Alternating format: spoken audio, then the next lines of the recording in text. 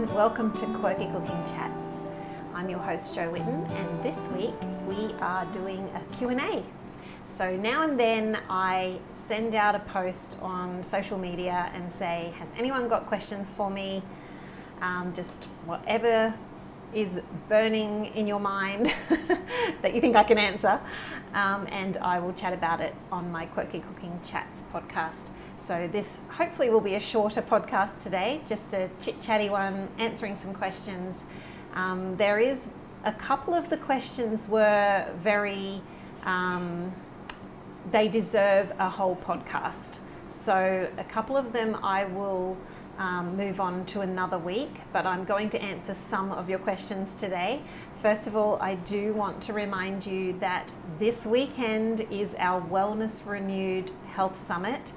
Online, all completely recorded, so if you can't attend all of it or some of it, you can watch later.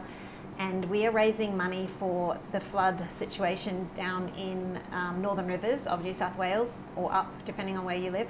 As you probably have seen on the news, they've been hit with another flood, which is just so heartbreaking after only less than a month of trying to clean up from the last flood. They were hit with another huge flood. So if you are at all interested in helping out and contributing in some way to the recovery for these people, maybe you could consider coming along to our health summit, or at least you can buy it and listen to it later. So the health summit is something that we put together as a way of supporting people in this area. Elise lives in this area and she has put this together for us. We've got some great speakers on everything from trauma to mold illness and how to remediate mold if you've got a mold problem in your home, community, and getting back to basics with health, and all sorts of great subjects. I will be doing a cooking demonstration for about an hour and a half, I think it is. I better check that, and showing about 3 dishes that can be done quite quickly and cooked in bulk, and that will help you to save money on your groceries, and also great for serving up to friends. So if you've got some friends coming over for dinner, this is a great one to watch. So please have a look at the link below. There is an option for you to choose what you want to pay, so you can decide how much you want to pay to attend this summit. And 100% of ticket sales go into flood relief charities. So please help out if you can, and you will also find a lot of benefits from this seminar. Okay, so let's get on to some of these questions. First of all, I thought this is a really good one to begin with. Is there anything you would do differently on your GAPS journey, knowing what you know now? Of course, hindsight's 2020. When we first started GAPS, well, the first mistake we made was to dive right in. Like, we're desperate, we've got to get this started. Let's just dive in and start with stage 1 intro GAPS. Alert bells should be going off because it takes time to build up to changes. And as I have talked about in this podcast recently, I had to learn how to make tiny changes. I am an all or nothing kind of person. I will jump in and just be like, I'm going to do this. And then, it's pretty common to do that and then crash and burn. And we did have some setbacks because we jumped in quite quickly. Thankfully, I had already built up the foundation of healthy eating, whole foods. We didn't eat a lot of things with additives and preservatives, except maybe when you're out and you have a snackish thing. So I had to move past that, but it was probably less of a change for our family than, say, someone who's on a standard Western diet and then decides to do GAPS. So we had already cut out gluten and most grains, and had worked on whole food eating, but there was still a lot of improvement that needed to be done. I was like, okay, we're starting Monday or whatever it was. And within 4 days, I was like, okay, this is too hard. I'm going to have to pull back and take this slower. So my first mistake was jumping in too fast. And what we ended up doing is we moved back to full GAPS. And for a month, we did full GAPS. And we worked on, in that month, our main focus wasn't just the food, it was on slowing down, on reducing all the busyness and all the activities, and going out and going to things. We tried to be mostly at home for that month. And I was homeschooling, so that helped. And we really slowed down, had a lot of time to rest, went for walks each day out in nature, swam, played sport a little bit, the boys did, but a much calmer approach to healing than that first dive into intro gaps. And yeah, we were working on getting those healing foods in during that time, but we weren't as strict with it. And then after about a month, it was easy to move into intro gaps. So that is definitely the way that Elise and I teach in our gut health program, to work in gently and slowly by starting with whole foods and moving back into full gaps as you can by adding in healing foods more and more and reducing the starchy refined foods. And then if you need to, some people don't, then you can start working into the intro stages of gaps and then work through those and back to full gaps and then back to whole foods. So it's like a full circle. That's probably the first thing that I would say that I would have done differently. Another mistake that I made was thinking that the stocks and broths were long cooked bone broths. Big mistake. I mean, we still healed, but it's actually really important to begin your gut healing journey with short cooked meat stocks rather than long cooked bone broths.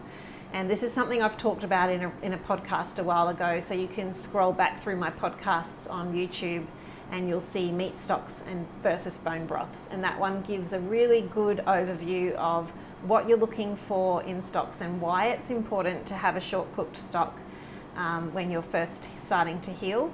And it also shows me in the kitchen making them and how to do it.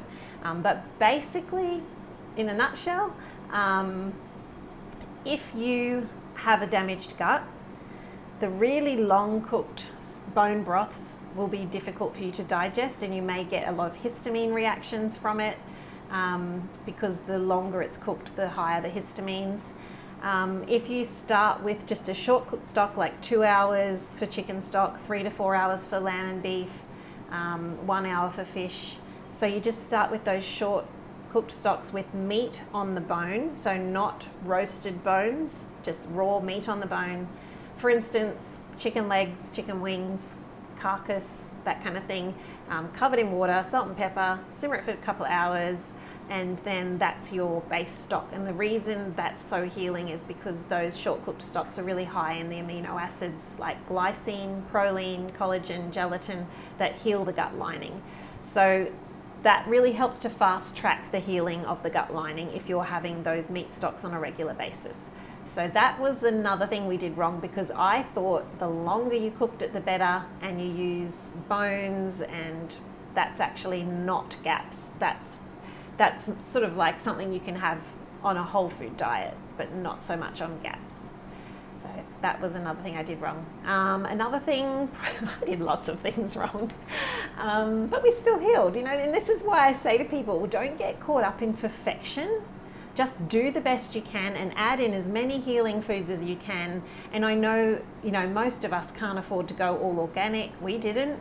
A lot of our veggies were still from the grocery store, and meat. So you just do what you can, and just getting those whole foods in will make a huge difference.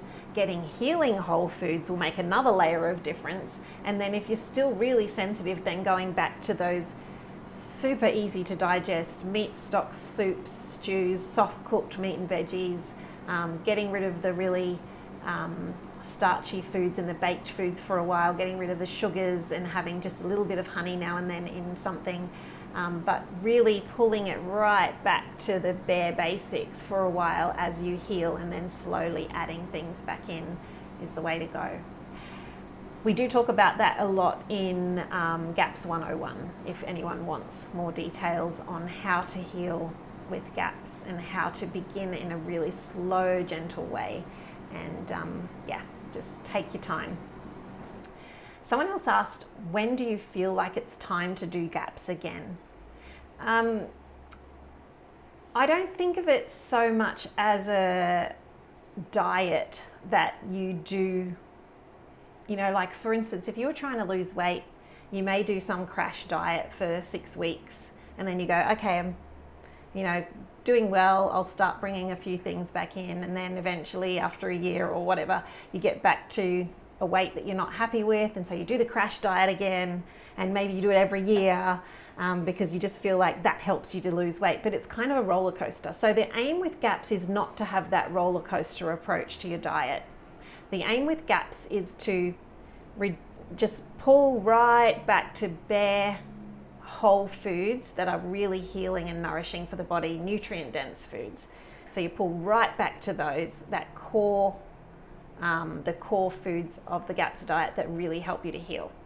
And then as you heal, you can slowly bring back in other foods. For instance, you may need to take out nuts for a while, well, you will generally, and seeds and things like that. So then later you start to bring in well-prepared, soaked, fermented, activated nuts, seeds, legumes, little by little, as you can cope with them. And the aim is to be able to keep them in your diet and not have to continually pull them out, put them back in, pull them out.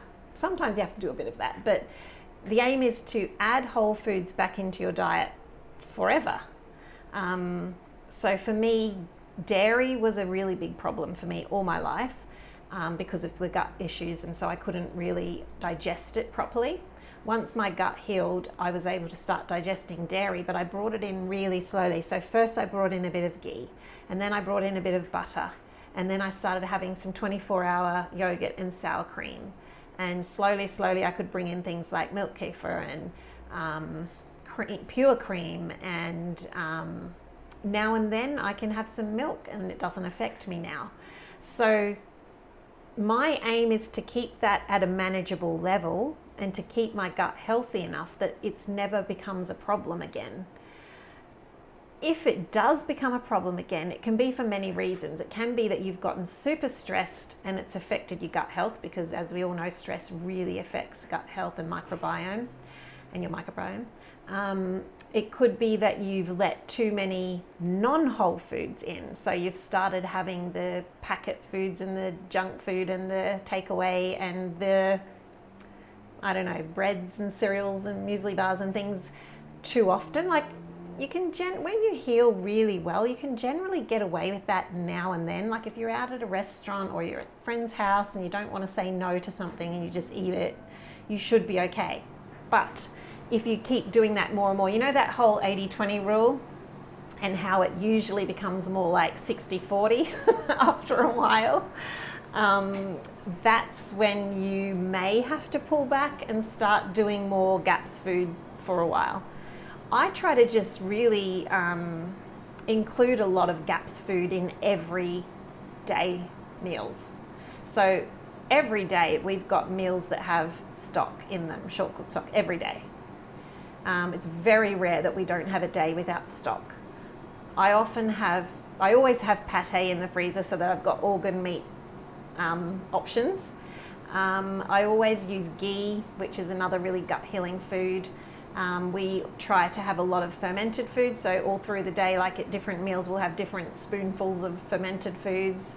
So it becomes a part of your everyday life and your everyday diet to eat that way. And you do bring in more whole foods like potatoes and sweet potatoes as you heal, but you still keep that core, those foundational healing foods in your diet.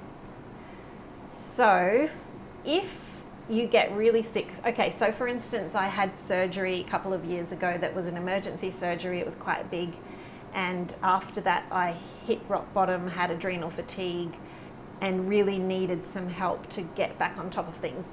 In that instance, yes, I did GAPS for a little while, like just a few weeks, to try and get myself back on deck. And it helped, it really helped. Or maybe if you find that you've been exposed to mold, or for instance, we had, I really need to get a podcast done about this sometime, but we had mold exposure a few years ago from a leaking pipe in the wall. And we had to get all the remediation done. We had to get the walls pulled out and everything fixed. And my son, Simi, who really reacted badly and basically went through chronic fatigue for months, had to move out of home. And he had to do GAPS again quite strictly with all the supplementation and the detoxing things like, the bentonite clay and the charcoal and all of that. He had to do all of that again, even though we'd only done GAPS a few years before, because the mold affected him so much, and his body, he doesn't have the genetics that help, like basically his genetics and mine, we don't detox well.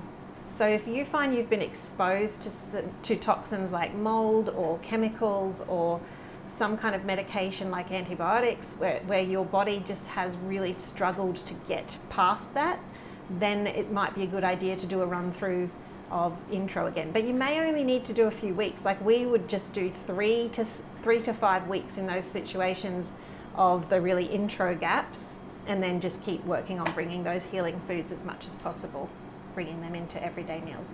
So I hope that answered the question.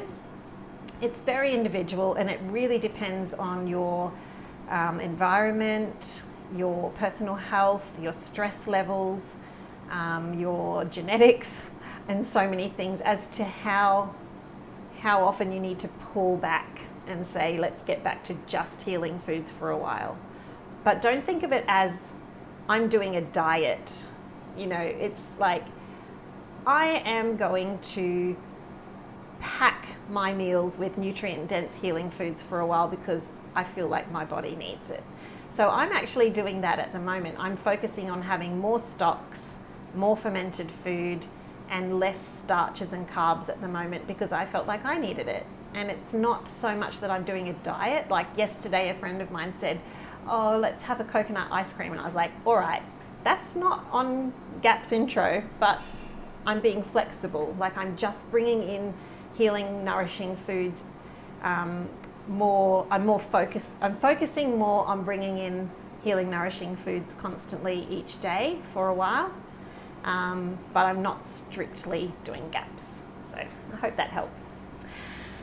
Okay, someone asked, if making lamb shanks, do you brown the shanks first or make it like a stock?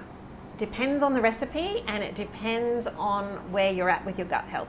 So again, if you are on intro GAPS and you're just in the really early stages of gut healing, you're very sensitive, you've got a lot of symptoms still, the best way to begin the meal is to just simmer the lamb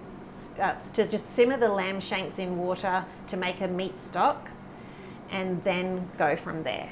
But if you're further on and you're not having heaps of symptoms and you're quite well, then you can easily brown the lamb shanks to get that extra depth of flavor. So when people see my recipes in Simple Healing Food, they may sometimes wonder, oh, why didn't she brown the meat first? At the start of each chapter of Simple Healing Foods, I've got the most healing, easy to digest recipes, and you'll notice that they're not browned, they're simmered, they're soups, they're stews, they're stocks, and then the vegetables are added into the stock and cooked in the stock. So that's when you're on an early stage of gut healing, and as you progress, then you can go into the browned and roasted foods. Okay, another question is, you mentioned putting stock in jellies. What are the amounts? Okay, again, that will depend on where you're at with your health. So if you've got, for instance, a child who is really sensitive, eczema, histamine reactions, maybe behavioral issues, all sorts of sensory sort of stuff going on, I would be very cautious about just giving them heaps of stock first up. Like you need to add that into their diet gradually, and it's the same with adults that have like histamine issues and SIBO and low FODMAPs issues and all of this. You add stock in gently because it is a detoxing food. When your body gets those really powerful amino acids, it gets hold of them and goes, right, I'm going to build new cells with these amino acids, and we're going to get rid of all the dying cells, and it starts to detox out the cells that are not well, and it starts to build new cells. You'll have die-off reactions. So you need to go slowly with stock. So if someone's just beginning, again, you would just start with maybe a few drops of stock in a batch of jelly. And then you could build it up to 1/4 of a cup of stock, and the rest is fruit juice. And then, slowly build up to half and half. And I probably would sort of stick to about half and half at the most, because otherwise you're starting to lose all the flavour. And just adjust the sweetness with a bit of honey. So that's how I would do it. Okay, another question is, did you take onion and garlic out of your diet when healing the gut, as it can cause a lot of pain or reactions? And again, that depends on what your gut issues are. For some people, onion and garlic doesn't do anything, like it's never bothered me. But other people are super sensitive, and the tiniest bit of garlic or onion in a meal will give them massive gut pain. So if that's you would take it out at first, work on healing the gut lining, get those meat stocks happening little by little, adding them in, and tiny bits of fermented foods like the sauerkraut juice, just 1 drop on your food, that kind of thing. Really, really slowly healing. And then now and then, after maybe a few months, you can try a little bit of garlic or onion in your stock and see if you cope with it. But if you are really sensitive, I would recommend working with a practitioner on that, a GAPS practitioner, because it's a bit of a long journey. But for a lot of people, it's not a problem. I did put some ideas for variations in Simple Healing Food for those of you who do struggle with onion and garlic. And every one of my recipes that have onion and garlic have a variation without it below the recipe if you need that. What skincare products do you use? Okay, I brought them with me to the office, and I thought I'll just show you. So this will be a little show and tell.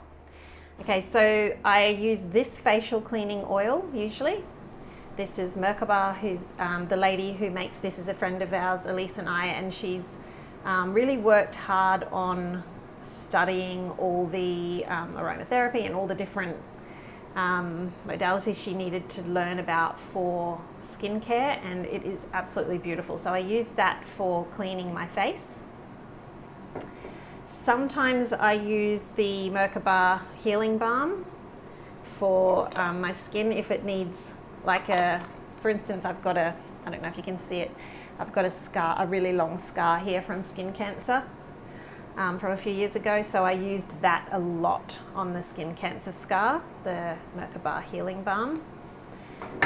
But for general everyday use, I use this one. This is by another friend of mine, Lalela. So this is hemp oil, pure hemp oil, and it's from my friend's organic hemp farm in Byron Bay.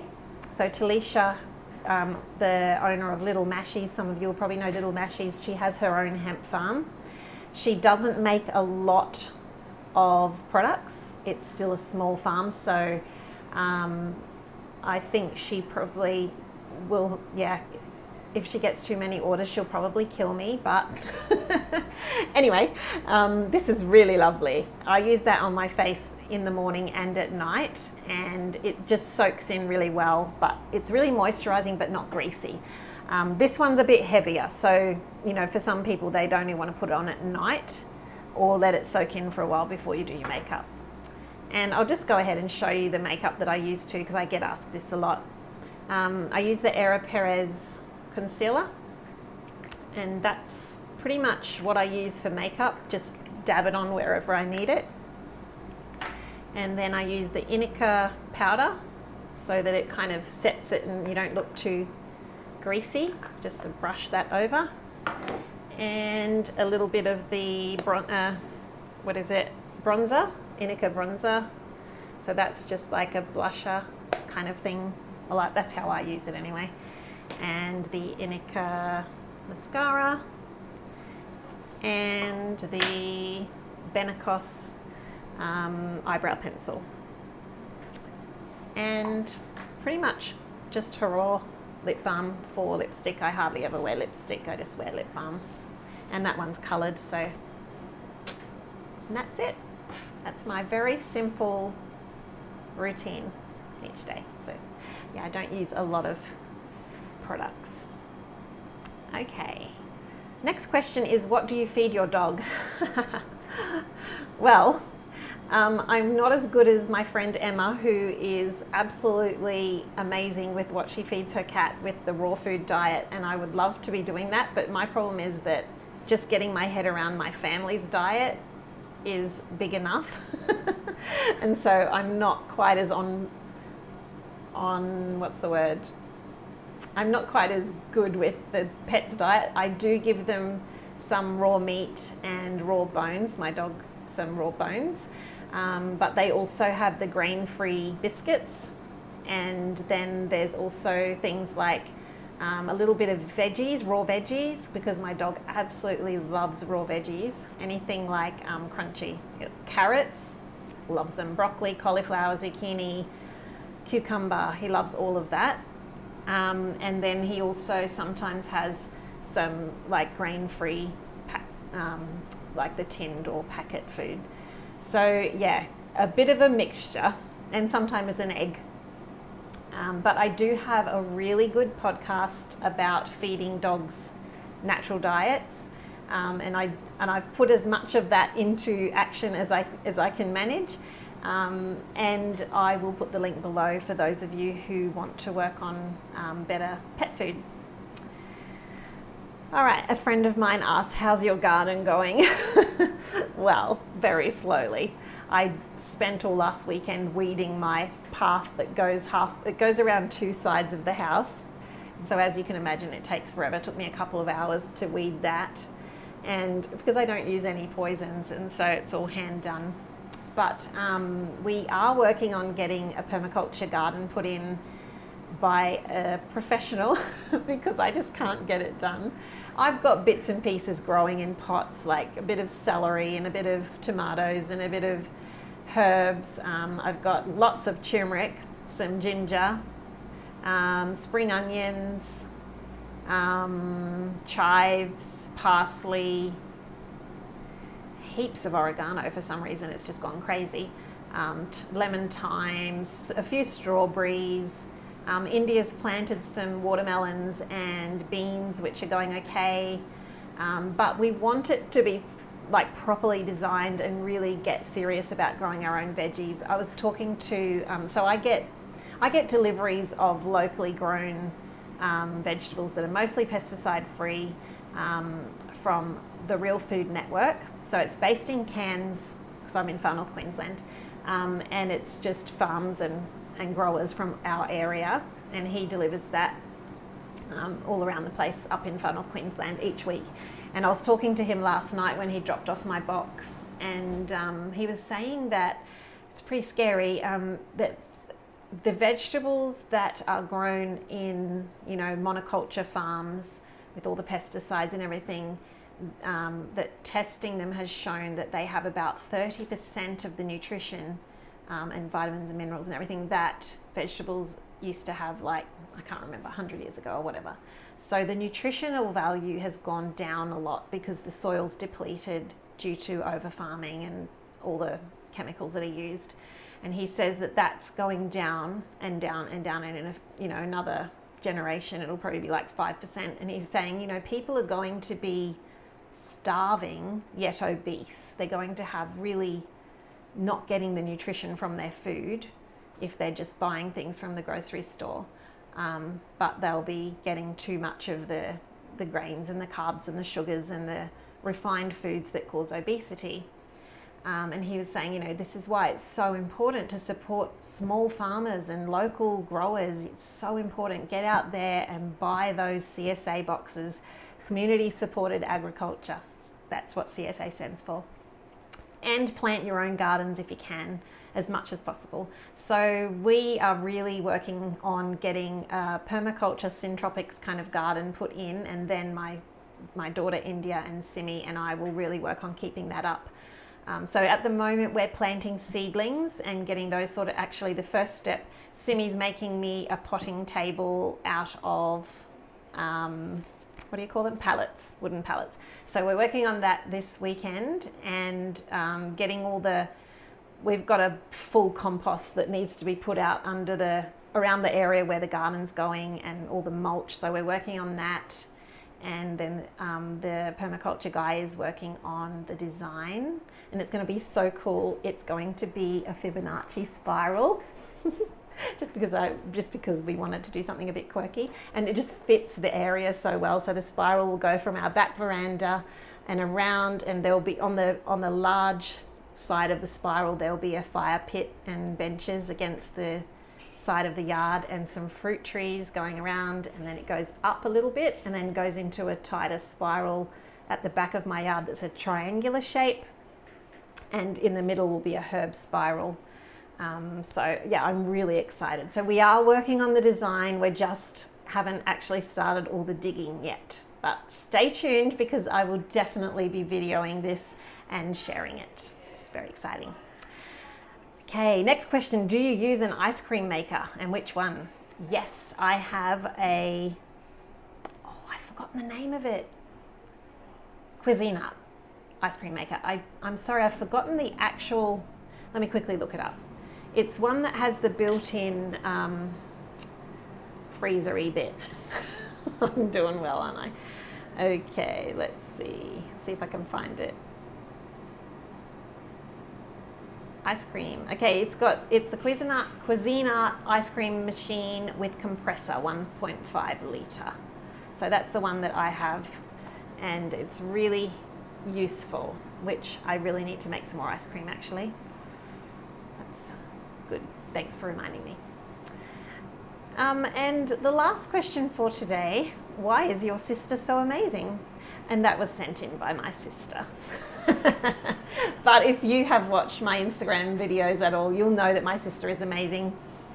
Joy brings me flowers every Monday morning from her garden. I really need to go and video her garden. Hers is amazing.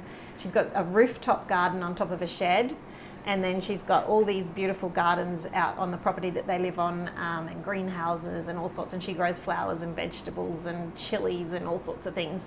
So I need to go video her garden. But yeah, she works for me on Mondays. She used to work for me 2 days a week, but then she got busy with other things because she also teaches piano. So now she just works for me on Mondays, and it's kind of our catch-up time as well as work. So I work on the computer and do bits in the kitchen while she really focuses on getting meals made for the family for the week for us to put in the freezer. And yeah, she's totally amazing. So if you haven't watched my Monday stories on Instagram and Facebook, you really should. You're missing out. But yeah, she sent that question in, cheeky thing. All right, so the rest of the questions are quite serious, and I feel like they need their own podcast. And so the next one or the one after, I'm not sure because I've got another one booked in, we'll be talking about anxiety and depression and working through these things in a natural, healthy way, and where to get help and what helped us, because we've been through them as well. And I know a lot of you do have anxiety and depression in the family, or maybe you do yourself, and so this will be a topic that I think will be really helpful. And I've written about it a lot, but I might see if I can find someone to come on the show with me. Oh, sorry, the first one I'll do on my own because I want to go through what I've written, because it's going to take a fair while. It's going to take a full podcast, and then maybe we can get some other people on the show with specific questions that you have. But definitely I would love to share about that. I just feel like it needs its own podcast. All right, if you have other things that you'd like me to talk about on the podcast, feel free to email me at help@quirkycooking.com.au. I'm happy to consider your questions. And sorry about any that I missed today. There was quite a few, and I'll try and catch them up on the next one. All right, thanks so much for listening, and don't forget to book in to the Wellness Summit that we have for raising money for blood relief. Link is below. Hope to see you there. Okay, have a great weekend. Bye.